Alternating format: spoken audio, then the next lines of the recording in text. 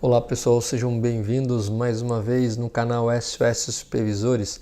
O meu nome é Ayrton e eu ajudo os supervisores e líderes de produção a construírem e transformarem resultados consistentes em promoção e crescimento profissional. Hoje, especialmente no episódio 73, eu vou te ensinar como você calcula a capacidade do seu processo produtivo, seja dados contínuos ou dados atributivos. Então, é muito importante para que você saiba realmente, pelo menos em linhas gerais, como você calcula a capacidade. É importante um líder de produção ter esse tipo de noção para que realmente possa falar de igual para igual com o pessoal de processo, com o pessoal de qualidade, com os seus clientes. Então, eu vou te dar uma série de dicas importantes. Portanto, se você gosta desse tipo de conteúdo, já deixa o seu like e fica comigo que eu tenho certeza que você vai gostar do que eu tenho para te dizer nesse episódio 73. Vamos lá então. Pessoal, eu sempre faço questão de destacar essa árvore de realidade futura, né? Para que realmente um profissional possa ter aí uma carreira profissional plena, com reconhecimento, promoção e crescimento profissional, é necessário realmente que ele saiba construir uma vantagem significativa na empresa onde ele trabalha. Ele possa realmente ter essa capacidade de gerar valor para a empresa. E como ele faz isso? Quando ele elimina ou diminui uma limitação significativa na empresa em que ele trabalha, né? Basicamente, aquela dor que a sua empresa tenha, e principalmente no departamento ao qual ele é supervisor, ele está encarregado. E uma das maneiras de você fazer isso é você estabelecer indicadores, e principalmente os indicadores relativos à qualidade, e quase toda a empresa precisa melhorar constantemente a sua qualidade. Estabelece indicadores de capacidade para analisar o seguinte: aonde eu estou e aonde eu quero chegar. Então você estabelecer medidores, principalmente em relação à medição da sua capacidade, é muito importante para que você estabeleça o seu marco, onde você está, para que então você estabeleça a meta onde você deseja chegar. Então esse é um tópico importantíssimo que dá aí a condição de você medir uma limitação, por exemplo, de capacidade, de qualidade que você tenha na sua área e que você queira aí estar aí melhorando esse tipo de limitação. Quão bom sou hoje? Perceba que nas etapas do DMAIC, o cálculo de capacidade ele se encontra aqui na fase de medir, né, do measure. Então é importantíssimo, a partir do momento que você sabe que você está medindo de forma correta, sem erros, você então parte para medir a capacidade com o objetivo de responder a seguinte pergunta: o quão bom o meu processo é hoje, né? O quão bom está o processo na qual eu sou responsável. Então está aí a grande importância de saber realmente quais são as medidas de capacidade de um processo e como isso é calculado. Para que você entenda mais claramente essas medidas de capacidade, existem dois tipos de dados, né? Dados que são chamados atributivos. Por exemplo, quando você leva em consideração no seu projeto que você vai levar em consideração o sexo e a raça, isso são considerados, por exemplo, dados qualitativos nominais. Quando você estabelece uma ordem, por exemplo, de estatura, baixa, média e alta, para você fazer algum tipo de estudo, esses dados são considerados qualitativos ordinais, porque ele tem uma ordem. Quando você utiliza, por exemplo, uma contagem, isso é considerado um dado qualitativo discreto. 1, 2, 3, 4. Não tem contagem 1,5, 2,5. Não, é 1, 2. São contagens inteiras. Eu não quebro a minha medição. Isso significa o quê? Um dado qualitativo discreto. Esses três primeiros, então, que são dados qualitativos, são considerados dados atributivos e tem uma forma específica que nós vamos ensinar de como calcular a capacidade. Quando são dados quantitativos contínuos, geralmente medidos através de um dispositivo de medição, eles são considerados, por exemplo, dados quantitativos, variáveis contínuas. Por exemplo, para você medir a temperatura, você utiliza um termômetro e você tem várias escalas para que você possa fazer a leitura em forma decimal ou centesimal, micrômetro, praquímetro, ou seja, qualquer tipo de medição na qual você utiliza um instrumento, então você tem um dado quantitativo contínuo e tem uma maneira específica de calcular a capacidade entre dados quantitativos, variáveis contínuas e dados atributivos. Vamos estudar então como nós medimos a capacidade de dados contínuos. Em relação à medição de qualidade, nós temos então como medir a capacidade de dados atributivos, que a gente vai ver daqui a pouco com esta estatística chamada Z, e nós medimos dados contínuos através de, geralmente, CP, CPK, PP, PPK, coeficiente de robustez e esse Z-bench, que nós vamos comentar daqui a pouco, quando eu tenho uma distribuição normal ou quando os dados eles são transformados para uma distribuição normal. Quando nós temos outros tipos de distribuição que não seja normal, precisa fazer a verificação do tipo de distribuição que aqueles dados se comportam, então eu vou partir para analisar a minha capacidade analisando PP, PPK e o Z-bench de longo prazo, porque tem aí o Z-bench de curto prazo. Então está aqui uma árvore na qual você sabe exatamente quando você mede a capacidade para dados contínuos e atributivos. No caso, nós estamos mostrando nesse slide a capacidade para dados contínuos. Ainda dentro de capacidade para dados contínuos, o processo está atingindo as especificações do cliente e produzindo produtos bons? Então é essa a pergunta que nós queremos responder quando nós calculamos aí a capacidade de um processo. A medição da capacidade é um dos melhores métodos de quantificar quão bem estamos satisfazendo os requerimentos do cliente. Os passos para estudo de capacidade para dados contínuos, na qual nós estamos destacando, são 4. Existem aí uns pré-requisitos antes da gente começar a calcular a capacidade. O primeiro deles é o estudo da estabilidade de processo. Os dados eles têm que ter uma distribuição estável, ou seja, se você plota esses dados de uma carta de controle, eles têm que estar distribuídos entre os limites de controle superior e inferior. Isso significa que os dados se comportam segundo uma distribuição estável, o processo é estável. O segundo é testar o tipo de distribuição, se os dados seguem uma distribuição normal. Se eles não seguirem, nós precisamos encaixar a análise de capacidade conforme essa distribuição distinta.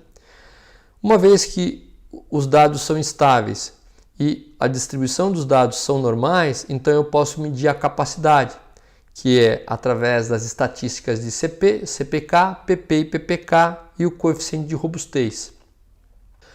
A última etapa é priorizar e melhorar as variáveis críticas, ou seja, aquelas variáveis que têm menor capacidade, então eu vou trabalhar para reduzir variabilidade e aumentar o índice de capacidade. Então está aqui um overview, um resumo de capacidade para dados contínuos. Vamos então entender quais são os índices de capacidade para dados contínuos. Existe uma capacidade que é potencial, que leva em consideração o que?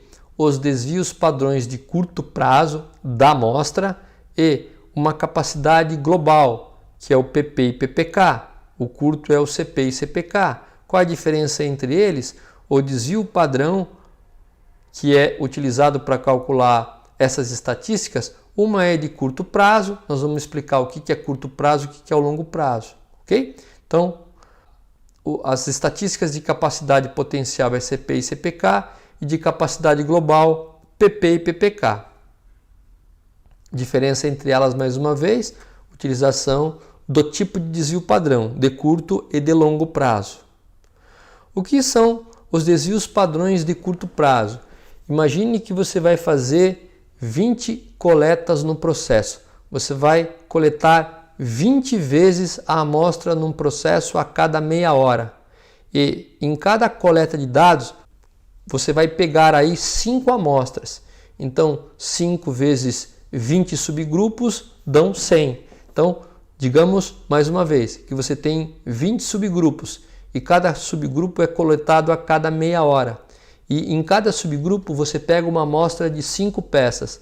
A variação que você tem dentro dessas 5 peças, dentro de cada subgrupo, esse é o desvio padrão de curto prazo. Que uma vez que faz-se a soma ponderada desses desvios, tem aí o desvio padrão de curto prazo. Mas é o desvio relativo a cada amostra que foi coletada de 5 peças. E o que é o desvio padrão de longo prazo? Você tem então a média dessas 5 amostras do primeiro subgrupo, você tem depois a média da amostra do segundo subgrupo, a média da amostra do terceiro subgrupo e até a amostra dos 20 totais. E aí a variabilidade da média de cada subgrupo mostra então a variação de longo prazo. Então está aqui a diferença da variação de curto prazo, identificada pela estatística de desvio padrão da amostra daquelas 5 dentro do subgrupo que nós mostramos, e a variação de longo prazo, que é a variação da média dos subgrupos. Então está aqui. O de curto prazo, a variabilidade de curto prazo é influenciada basicamente quando o equipamento ele é pobre, né? Ele é ausente de manutenções preventivas constantes, então as próprias folgas incorrem em grande variabilidade. E o de longo prazo, que faz com que operadores diferentes, mudanças climáticas, manutenção inadequada, desgaste de ferramentas possam aí interferir nesse desvio padrão de longo prazo. Então tá aí para que você entenda. E mais uma vez, o desvio padrão de curto prazo da amostra leva em consideração as estatísticas de CP e CPK, e de longo prazo PP e PPK. Tipos de indicadores, tá? Então, índices baseados na comparação, esses indicadores, essas estatísticas de medição de capacidade para dado contínuo, ela compara o que? A variabilidade do processo, que é a voz do processo, com as especificações do cliente, que é a voz do cliente. Então, essas duas comparações de vozes, a do processo com a do cliente, você mede então a capacidade do processo. O CP e o CPK consideram, como eu falei, a variação de curto prazo. O S é a simbologia de desvio padrão da amostra, e ST é short term, então é o desvio padrão da amostra de curto prazo, e PP e PPK consideram a variabilidade de longo prazo, então é o desvio padrão da amostra long term. Índices baseados na contagem do número de desvios padrões entre a média do processo e os limites de especificação é considerado então o Z-Bench. Então ele mede aqui o número de desvios padrões entre a média e a média do processo e os limites de especificação. Quando ele leva em consideração essa contagem, o desvio padrão de curto prazo é chamado aqui Z-Bench ou nível sigma de curto prazo. Quando leva em consideração essa contagem, o desvio padrão de longo prazo, vai medir o que? O nível sigma ou Z-Bench de longo prazo. Nós não vamos entrar em detalhes em relação ao nível sigma hoje. Vamos falar mais em relação às estatísticas CP, CPK, PP e PPK. Vamos calcular então o CP versus o CPK de dado contínuo quando o processo está centrado. Então aqui eu tenho a minha especificação inferior, Low Specific Limit, limite de especificação inferior, Upper Specific Limit, limite de especificação superior, um é 0, o outro é 6. A média do meu processo ela está centralizada conforme o target é 3 e o desvio padrão aqui do meu processo é 1. Então, como que eu calculo o CP? O CP é calculado da seguinte forma: eu pego o limite de especificação superior menos o limite de especificação inferior e divido por 6 desvios padrões. 6 vezes 1. Então, meu CP é 1. E como eu calculo o CPK? O CPK é o valor mínimo entre a maior especificação e a minha média dividido por 3 desvios padrões. A média menos a especificação inferior dividido por 3 desvios padrões. Essa primeira fração, o valor é 1, a segunda fração, o valor é 1.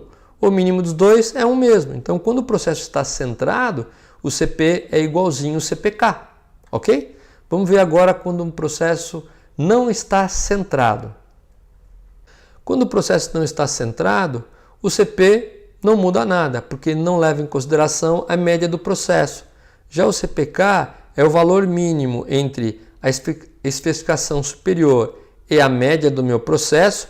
Meu processo agora aqui ele está centrado em 5, dividido por 3 vezes o desvio padrão, que é 1.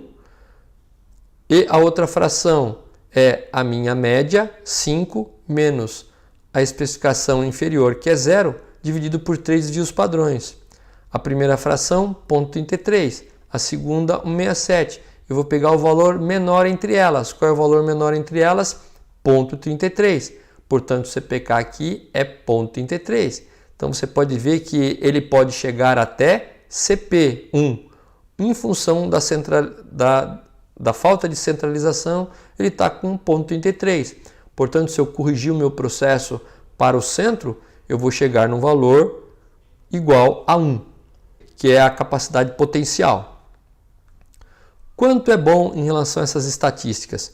O requerimento da indústria são os que determinam se o processo é capaz. No passado, geralmente era aceito como 1,33. Na estratégia Seis Sigma, o mínimo valor aceito para CP é 2 e para PPK maior ou igual a 1,5. O número de defeitos para um processo com PPK maior ou igual a 1,5 é igual a 3,4 ppm. É lógico que tudo isso é um processo de melhoria contínua. Então você pode, primeiramente, aprender a medir a sua capacidade. E depois, com as técnicas de melhoria feitas pelo PDCA, também são muito interessantes e muito potentes. Se não, um aprendizado mais adiante em relação a DMAIC, você vai melhorando essa capacidade. Mas o que eu quero deixar claro aqui é o entendimento da sua parte de como você mede a capacidade de um processo quando você tem aí dados contínuos. Daqui a pouco a gente vai medir quando você tem dados aí atributivos. Agora vamos entender então índice de capacidade para dados atributos. Para dado contínuo, nós já verificamos como isso é calculado, e quando você tem aí um dado atributivo, você vai então calcular a capacidade de um processo através dessa estatística chamada Z. E como isso funciona? Na verdade, antes de você aprender a calcular a capacidade de um processo atributivo, é necessário que você entenda aí algumas definições. Existem 4 definições importantes antes de fazermos esses cálculos. A primeira definição é o que significa unidades de produto. O que é uma unidade de produto? Um item que está sendo processado ou um bem ou serviço, que é um produto, final entregue ao consumidor. Um refrigerador, um extrato de cartão de crédito, uma estadia em um hotel e uma viagem aérea são exemplos de unidades de produto. Um item que está sendo processado ou um bem ou serviço, final entregue ao cliente. O que é um defeito? É uma outra definição importante. Uma falha no atendimento de uma especificação necessária à satisfação do consumidor. Possíveis exemplos de defeitos são um refrigerador com uma porta desnivelada, um extrato de cartão de crédito recebido pelo consumidor após a data de vencimento, uma estadia em um apartamento de padrão inferior ao solicitado, como resultado de falha no registro durante a reserva, e uma viagem aérea atrasada, em consequência de um overbook. Tudo isso são classificados como defeito. Terceira definição, o que é um defeituoso? Uma unidade do produto que apresenta um ou mais defeitos. Um refrigerador que apresenta um único defeito é, de acordo com a definição, classificado da mesma forma que um refrigerador que apresenta 20 defeitos. Mais uma definição, são as oportunidades para defeitos. Cada especificação necessária à satisfação do consumidor de um produto representa uma oportunidade para a ocorrência de um defeito, ou, dito de forma resumida, representa uma oportunidade para defeito. Portanto, um refrigerador pode apresentar mais de 50 oportunidades para defeito. Depende aí do produto a ser fabricado, da complexidade do processo que fabrica esse produto. E como nós calculamos o índice de capacidade para dados atributivos? Através do DPO e do DPMO. A diferença entre os dois é que o DPMO multiplica o DPO por 1 milhão. Então nós vamos ver aqui em detalhes como isso é calculado. Suponha então o seguinte exemplo. Você detectou 110 defeitos em 850 impressoras avaliadas. E essas impressoras têm 30 oportunidades para defeitos, que foi definido lá pela engenharia. Então, como que você calcula inicialmente os defeitos por oportunidade, que é o DPO? Essa fórmula é a seguinte fração. É o número de defeitos, no caso aqui 110, dividido pelo número de defeitos dos produtos número de unidades de produtos avaliadas, que no caso é 850, vezes o número de oportunidades. Portanto, o DPO nessa conta daria o quê? 0,00431. Tem um valor de DPO. Um outro exemplo, 198 defeitos em 1.250 placas de circuito impresso avaliado. Então, no numerador aqui, 198 defeitos, dividido pelo quê? Por 1.250 unidades inspecionadas, avaliadas, multiplicado por 120 oportunidades para defeitos por placa, definidos pela engenharia. Aí dá esse valor de 0,00132. Mais um exemplo, 463 defeitos em 450 solicitações de pagamento de seguro-saúde avaliadas, 463 defeitos. Quantas avaliadas? 450, vezes 13 oportunidades para defeitos por solicitação. Então, essa fração dá que conta 0,7915. Último exemplo, 77 defeitos em 200 extratos de cartão de crédito avaliado, onde somente temos 7 oportunidades para defeitos por extratos. Então, essa fração 0,055. Então, dessa forma, você calcula os defeitos por unidade. Vamos então calcular agora o que? O DPMO, que são os defeitos por milhão de oportunidade. E como que eu calculo isso? Eu pego o DPO, que a gente acabou de calcular, e multiplico por 1 milhão. Sendo assim, eu tenho no primeiro exemplo 4.310, 1.320, 79.150 e 55.000. E de que forma então eu calculo o índice de capacidade para dado atributivo? Eu preciso entrar numa escala sigma e encontrar então o cálculo correto aqui de capacidade. Então, por exemplo, nessa tabela, 4.310 DPMO significa o quê? 4,10 sigmas. 1.320 DPMO do segundo caso, 4,50 sigma. E assim por diante. Vamos ver como que isso é calculado. Então, nós temos essa escala sigma, onde cada coluna tem um nível sigma, seguido de DPMO. Escala sigma, DPMO. Escala sigma, DPMO. E assim por diante. Vocês podem perceber que, a partir do momento da variabilidade aqui do valor de DPM, a gente vai encontrando a escala sigma.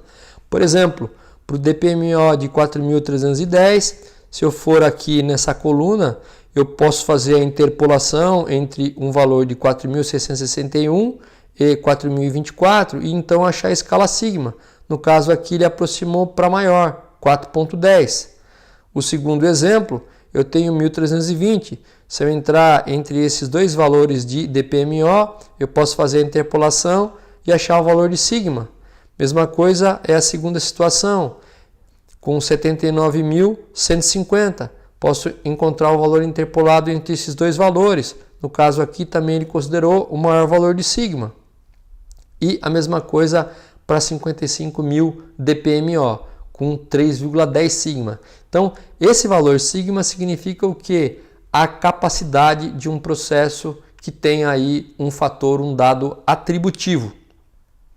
Portanto, para facilitar a nossa vida, existe aí uma calculadora sigma, que eu entro com os valores da amostra, por exemplo, nesse caso, 110 defeitos. O D eu entro aqui com o valor, eu digito 110. 850 impressoras é N, o número da amostra, eu digito 850 e digito depois as 30 oportunidades. Aí sai esse Z potencial, que é 4.1. Porém, o que é sugerido pelos estatísticos é que esse valor é o valor já melhorado, porque o seu processo ele varia 1,5 sigma ao longo do tempo. Portanto, você precisa desconsiderar esse valor. Então, quando eu subtraio 4.1 de 1,5 sigma, que é o que eu preciso reduzir ao longo do tempo através de projetos de melhoria, eu considero, na verdade, um Z real de 2.6. Portanto, a minha capacidade real nessa situação, nesse exemplo, é 2,6 sigma e não 4,1, porque 4,1 já está a capacidade do processo melhorado, somado 1,5 sigma. Então, sempre leve em consideração o Z real. E caso você realmente queira, eu gostaria que você fizesse um comentário nesse slide e me manda um e-mail também, pedindo essa calculadora, que eu tenho o prazer de mandar a você essa calculadora sigma para que você possa calcular aí o nível sigma de dados atributivos que você tem aí no seu processo. Então, está aqui o valor que você tem que considerar de Z real. Aqui é um cuidado que a gente tem que tomar quando a gente compara aí processos com diferentes níveis de complexidade por meio das métricas de DPMO. Então, observe bem, pessoal. Aqui nós temos um processo produtivo 1 de baixa complexidade, ele só tem 2 etapas, e um processo produtivo 2 com 4 etapas, ou seja, ele tem uma elevada complexidade. O número de oportunidades em cada processo aqui são duas, aqui são 19. O número total de unidades de produto avaliadas foi 1.800 no primeiro caso, 2.000 no segundo. O número total de defeitos encontrados no primeiro é 81, no segundo é 113. Cálculo DPMO 22.500, no segundo caso 2.974. Nível sigma 3.50 e 4.25. Então, qual é o grande recado, pessoal, que você tem que tomar cuidado quando você compara dois tipos de processo, um mais simples e outro mais complexo? A classificação do processo na escala sigma depende diretamente do número de oportunidades para defeito, que nós vimos aqui nessas duas situações. Uma é o que? Número de oportunidades, um processo mais tranquilo aqui é 2 e outro é 19. Então, a classificação depende diretamente desse número de oportunidades. Então, quanto maior for este número, menor será o DPMO e melhor será a classificação do processo. Muito cuidado deve ser tomado ao defini-las, ao definir esse número de oportunidades, onde é aconselhável que sejam criados padrões para a determinação das oportunidades para esses defeitos de modo correto, porque se você aumentar muito o número de oportunidades, você naturalmente vai aumentar a sua classificação na escala sigma, pensando que você está bom quando na verdade você não está. Essa recomendação é feita tendo-se em mente os riscos de realização de comparações não consistentes em processo. Então, muito cuidado, pessoal, com aí o número de oportunidades para defeitos. É necessário que realmente exista um padrão e, uma vez que esse padrão é seguido, ele defina exatamente qual é o maior número de oportunidades baseado num processo que é mais simples e um processo que tem mais complexidade. Porque quando você vai aumentando, que nem nós vimos aqui, quando um processo tem mais oportunidades, ele naturalmente tem aqui um índice de capacidade de 4.25, quando o outro tem 3.50. Se esse número estiver exatamente correto, se for tranquilo, beleza. Mas às vezes, se você não tiver critério, você pode achar que um processo é mais capaz do que o outro, quando na verdade ele está encoberto em função do número maior de oportunidades. Então é o cuidado que esse processo de índice de capacidade atributiva deve ter quando se faz a comparação para saber se um processo é melhor que o outro. Portanto, pessoal, saber aí estabelecer métricas de capacidade de processo, mesmo dados atributivos ou dados contínuos, e você possa realmente dar início então à sua melhoria, é fundamental para que você possa aí eliminar diminuir ou eliminar ou diminuir uma limitação significativa para que você possa construir valor. Então, é mais uma dica para que você possa aí melhorar aí o seu conhecimento, para que você possa realmente conseguir aí crescer profissionalmente com muito reconhecimento ao longo da sua carreira. Muito obrigado mais uma vez. Não esqueça de deixar o seu like, o seu comentário, compartilhar o vídeo com os seus colegas. Nós temos muita informação de valor. Aqui a gente ajuda o supervisor aí a construir aí uma carreira plena. Deixe seus comentários e se você não é inscrito no canal ainda, se inscreva para que você possa receber as notificações assim que nós colocarmos aí conteúdos no YouTube. Nós temos vídeos quase todos os dias e é importante que você saiba para que você não perca nenhuma dica de crescimento. Meu muito obrigado e até o próximo episódio.